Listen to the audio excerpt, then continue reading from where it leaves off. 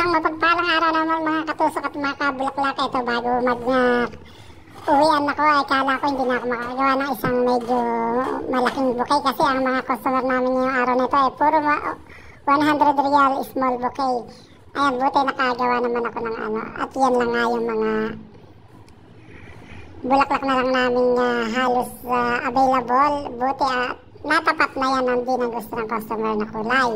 At hindi ko na sinunod yung kanyang bulaklak kung ano yung ba yung mga bulaklak na nasa kanyang bouquet. Basta in-order niya ay ganito na lang kulay. Sabi ko ito na lang ang susundin ko dahil yan lang yung available kong bulaklak. Ayan na nga at hanggang naghihintay yung kanyang driver ay ginagawa ko na. At mga kabulaklak, gumagamit niya pala ako ng rubber band. Dito yung mga pinaggamitan natin pag naglilinis tayo ng bulaklak, yung mga pantali ay hindi ko tinatapon at ginagamit ko sa paggawa ng bouquet. Yan at matapos na at nilagyan ko na ng ribbon. Ayan, nagpicture-picture na ako di sa labas para may pampost-post na naman.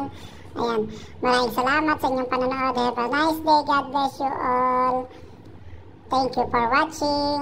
Sa mga hindi pa nakaka-follow, pag-follow na kayo at papalo ko rin kayo or mag-iwan kayo ng comment sa comment section. Maraming salamat. God bless you all.